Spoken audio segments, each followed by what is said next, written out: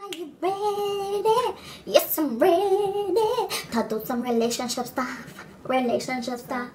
Okay, so, hey guys, welcome back to my Heather Let's Chat channel where I like to chat about everything with you guys. I feel like I'm in some kind of weird infomercial. I do want to give a little bit of a disclaimer at the beginning here to just say that one, this may have to be a two-part video because I have a lot of questions and I love to talk. And if you guys have been following me forever, you guys know I love to talk. Plus, I think it's really important that I give you guys like my whole opinion about things and, you know, just how I really feel and, you know, the questions that you guys ask, how I can kind of explain those to you guys and give you my opinions and also my experiences, you know what I mean? When I made my relationships video with Stephanie, I think we were like 18 years old, and so it was a lot different than how I am now, and I'm 23 and I'm in a relationship now, so I mean a lot of stuff has changed over the years, and I kind of just want to give you guys a little insight. And I don't know, so if you guys want to hear about the questions that you guys have asked, my answers to your relationships question, then please keep watching. Okay, so my first question says, how do you know whether to move on or wait and try when the reason that you broke up is because it wasn't the right time? I would really say you have to actually know that this is what you want. Because I dated somebody that I knew it just was not the right time. I think out of respect I won't say their names. So I dated somebody and he was an amazing guy. The only thing is throughout our whole entire relationship, I never wanted to put that label on it. I never wanted to be like, this is my boyfriend. Even though we did everything that couples would do, I never wanted to say, this is my boyfriend. And nor did he. I mean, he was never like, this is my girlfriend, you know what I mean? And so it really wasn't the right time for us. And I was still trying to figure out a lot about myself. You know, I had recently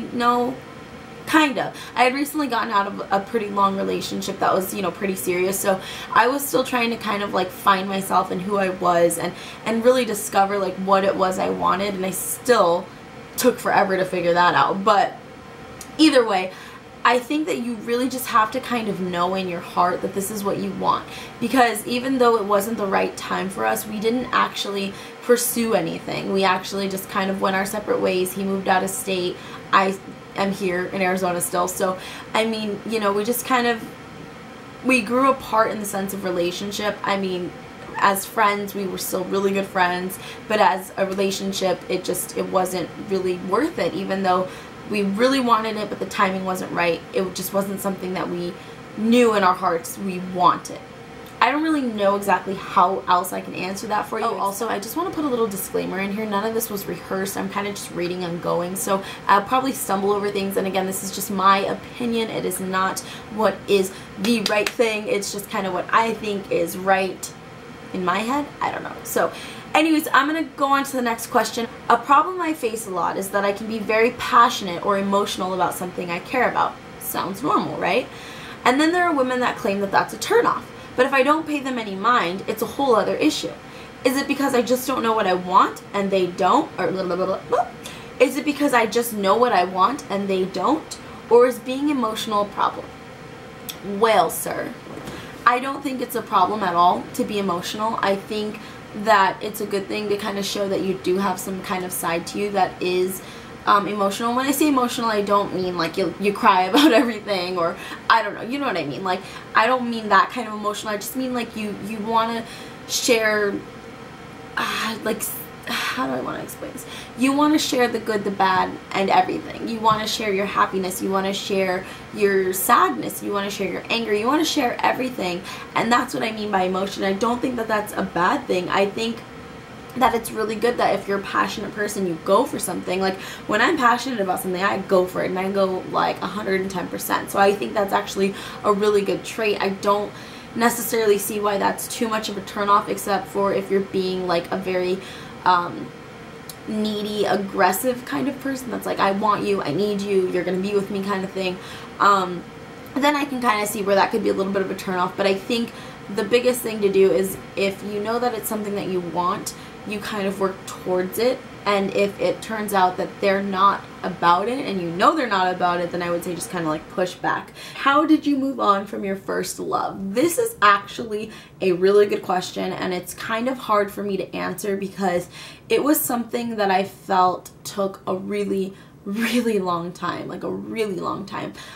If you guys have been following me forever, you guys know I dated a guy pretty much my whole entire high school life, and my senior year we actually broke up, and it was a really bad breakup, you guys. It was a really bad breakup, and it hurt. Like, it was crazy to me because when I found out that he was cheating on me, it was like, oh my gosh, like I can still remember it till this day vividly, like everything. Like, I was working at work, and it was the first day that I was ever working a shift by myself, so I was the only person in the store, and Stephanie calls me and she's like, I really need to talk to you. And you know, I was just like, oh crap, like I know what that means, because Stephanie was the one that, you know, told me whenever anything bad was happening, and I was always like, no, I'm not gonna listen to you, I'm gonna listen to him, blah blah blah. But this last time was kind of it for me. So she told me, and I just fell to the ground. Like, I literally felt like everything in me, I had no power. Like, my body just collapsed, and it was just like my whole world was turning and turning and turning, and I didn't know what to do. So I fell to the ground, and I just started crying and crying and crying, and I was just like questioning myself. I was like, what did I do wrong? Like, why is this happening to me? What did I do? How can I fix this? Why doesn't he want to be with me? Why would he do this to me? And really, like, when I think about that now, it's like crazy that I asked all these questions about why I'm such a bad person, when really the relationship didn't work because of the other person. But that's a whole nother topic. So it took me years. It literally took me years. Like, that was my senior year of high school, and into my first 2 years of college, it was still really hard. It was still pretty fresh to me, even though it had been like, you know, a couple years or whatever. And I mean, here we are 6 years later. I think it's like, oh, it's like, yeah, it's like almost 6 years later. It's like 5-6 years later. And, you know, there will be times where he still does text me, and he's like, I just want to see how everything's going. And it's not that I get that feeling like, oh my gosh, he's texting me. Like, it's just kind of like, whoa, like, dude, that happened years ago. Like, this is so weird. Why are you texting me? Like, we don't even talk. We're not friends, you know? But I mean, I will say that there are times that I had like weak moments, like even like before I started dating Matthew, like a little while before that, because I was single for like a year, a little over a year when before I started dating Matthew. But within that year of me like trying to find out who I was, I actually saw my ex, like my first love ex, and it was just like the weirdest thing ever, you guys. Like, our lives are on like two completely different paths, and I think that it's just like so crazy because when I was with him, like I was like, oh, we're gonna get married, we're gonna move to Pasadena, we're gonna have a house and kids and la la la la, and now it's like, whoa, like I could never see that stuff, right? Like, I'm trying to like figure out life, and I want to explore, and I want to do all these things, and like it's amazing that I like wanted to have this with somebody, and it's crazy. And like I'm like telling you guys about my first love instead of how I got over it. Anyways, I guess there's a point to it. The point is, it's a really hard thing, especially if it was something that, it was like a relationship that you knew was just like, that was the person you were gonna marry, you were gonna be with, like you're torn, like your whole world is like crashing in on you, and you're just like, what am I gonna do? I was so in love with this person, I can't even picture my life without them. The moral of the story here is, guys, life goes on, and yes, it is extremely hard. I am not going to lie to you. It is so hard to get over your first love. It's crazy because it's like, you don't realize how much one person can mean to you until that trust and that comfort and everything just kind of disappears. Then you're like, holy shit, like this person, holy crap, like this person really meant a lot to me. And you're like, geez Louise. So what I basically did was I just surrounded myself around really good friends, surrounded myself with my family. I really focused on school and trying to, you know, overcome the whole like, oh my gosh, like how am I gonna go on without him? Because you will, like, you'll go on, everything will be fine, you'll be doing better, hopefully they'll be doing better, you know what I mean? Like, you'll get over it. And I focused my energy on other things. And one of the bad things I did was I started dating somebody else like a couple months later, which really wasn't a good idea because he and I were really good friends, and then we started dating, and then it was just like really weird, and I don't know. So it's not really the best idea to like jump right into a relationship after I had like a 2-year relationship. After a certain period of time, it's not good to just jump right back in because you're still kind of emotionally unstable. And like I said, it took me years, like years to get over it. So just be very aware of yourself and your emotions, and kind of just do things that make you happy, that don't make you think about the other person. I literally need to shut up about this one now because I'm gonna just like keep going forever. Okay, how did you get comfortable dating other people?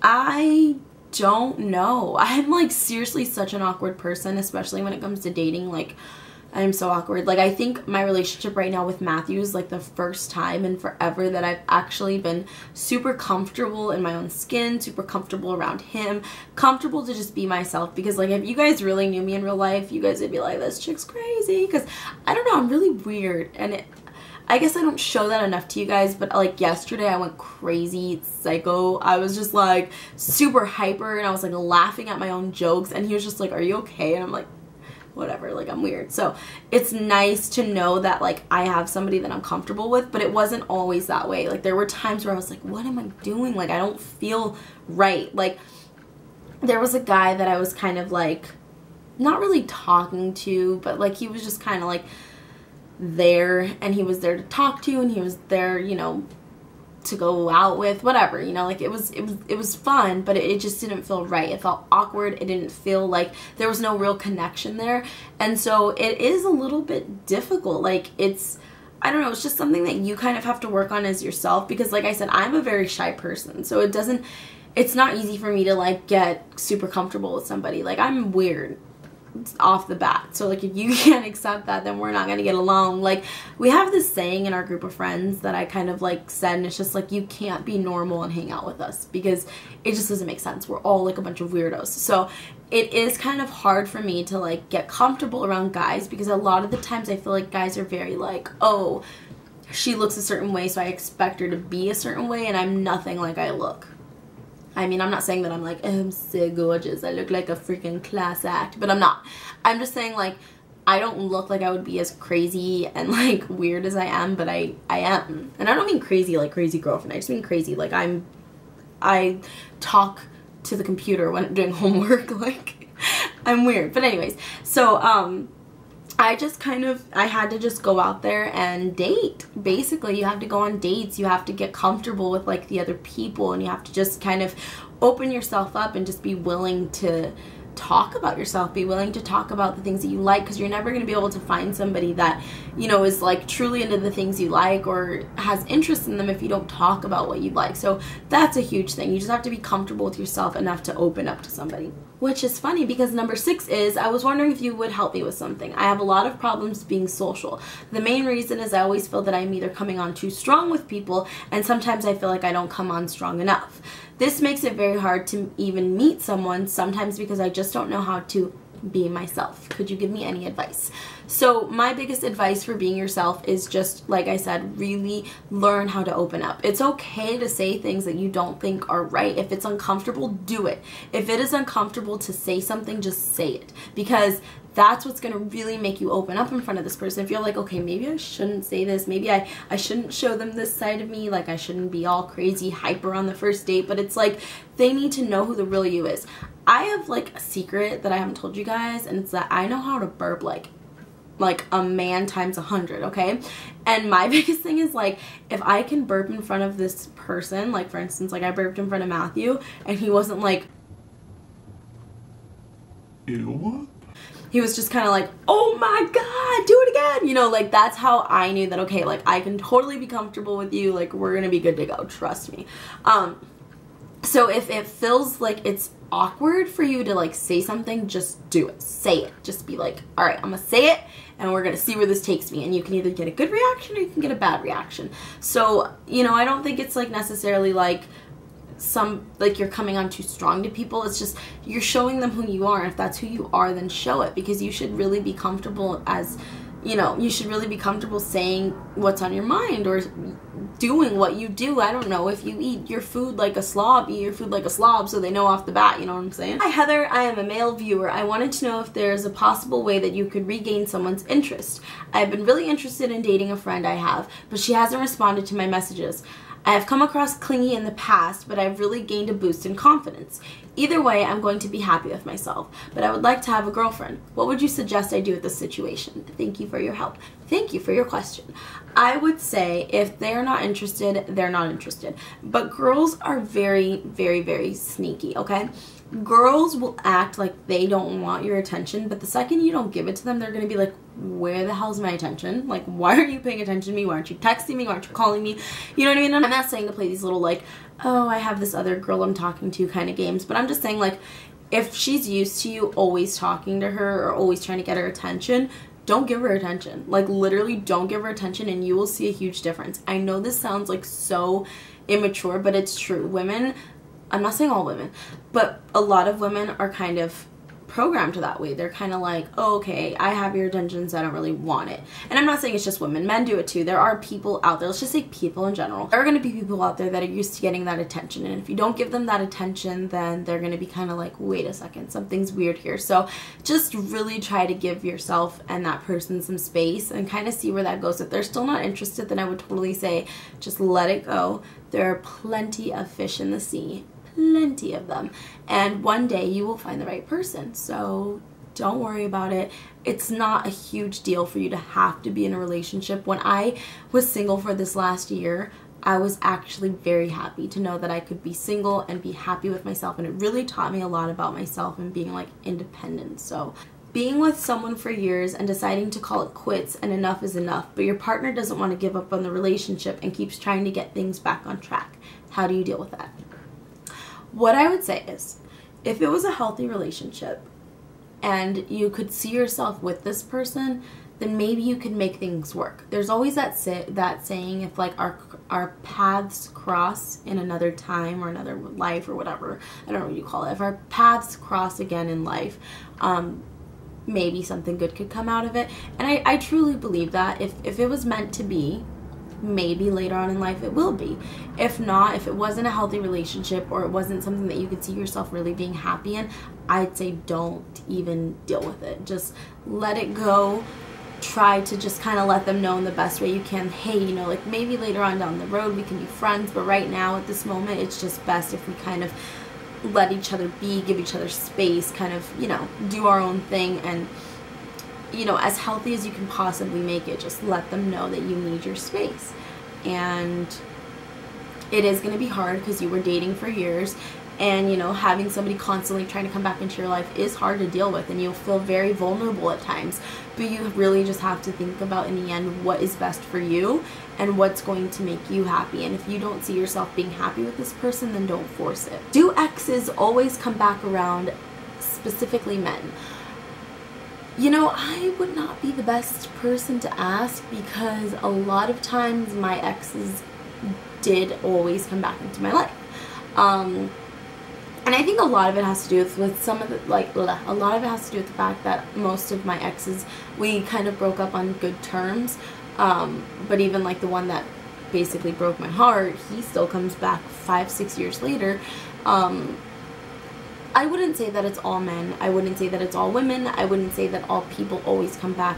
There's just those select few that feel like what they had with you is something that they could never get back. And that's actually with like what my ex said, that like what he had with me, he's never been able to fill with anybody else. And he always compares these new girls to me. And it's like, I get it, dude. Like, we had a cool relationship, but you and I are completely different than we were when we were 15 years old. So, I mean, you know, in my case, most of my boyfriends had come back into my life. It's not always the case, because I do have ex-boyfriends that don't talk to me anymore, happy with their lives, good. But it happens. I don't know, it happens. Is it okay to still be friends after he hurt you? Again, this is kind of something that is more of a personal preference kind of thing. I am not friends with my ex that broke my heart. We're not friends. We don't talk on a daily basis. I wouldn't consider him a friend ever. I wish him the best in life, because I would never wish anything bad on anybody, but we're not friends. And I think that it's really hard to be friends with somebody when they've hurt you. I'm not saying that it's impossible. It's totally possible to be friends with somebody after they hurt you, but you're never, ever, ever, ever going to be the same. You're never going to be able to regain that trust or anything. And a really big example of that is I cheated on one of my boyfriends. And it's crazy because after I got cheated on, I was like, I would never do that. I would never be that kind of person. I don't ever want to make anybody feel the way I felt. And I cheated on a boyfriend, and I'm like, holy crap, like, I am the worst piece of crap human being in this world. Like, I'm lower than dirt. Like, it made me feel horrible.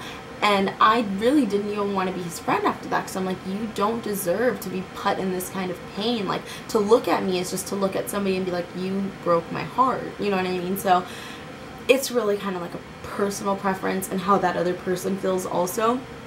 I don't really have a huge say on that. How do you make a relationship work? My how do you make a relationship work is basically going to be just my thoughts and opinions. First things first, you need to have a really good communication, understanding bridge. Like, you really need to communicate in the relationship, and I struggle with this a lot even now, like with me and Matthew. Communication is key.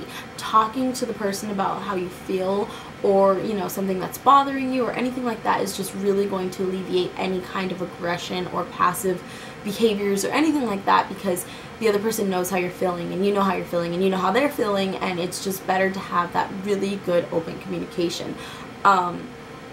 Another good thing is just, you know, obviously loyalty and being faithful. Don't stray away. Don't, like, when I think about the fact that I cheated on somebody, is just at that moment I really wasn't thinking about how it would make him feel. I was just being selfish, and I was thinking about what I wanted, and in the end I felt like crap. I was like, geez Louise, I'm the freaking worst human being.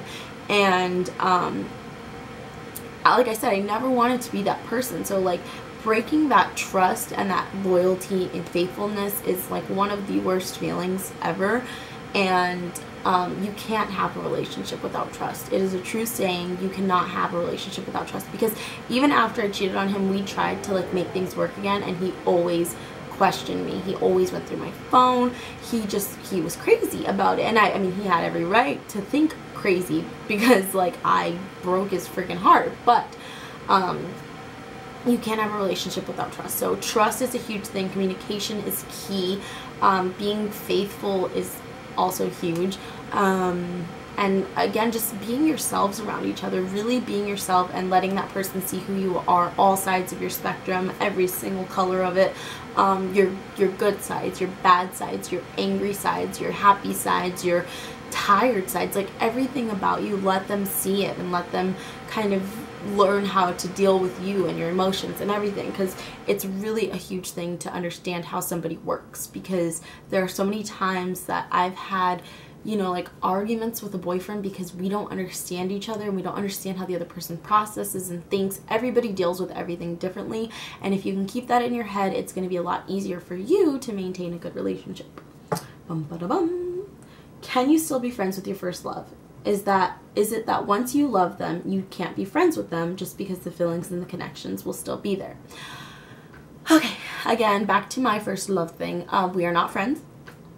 We can probably never be friends, because there is still that connection that we have. Not he and I per se, but he still kind of feels like, you know, you broke my heart. Like, you shouldn't have left me. You shouldn't have listened to your friends. Like, we could have made things work. And I'm just kind of like, no, man, like, I did what I had to do, and that's it. I think it is hard. I really do think it is hard. If your first love was something extremely powerful, then I think it is hard. And not that those emotions will still be there, but those memories of what once was will still be there. So I think it'll be kind of hard, in my opinion.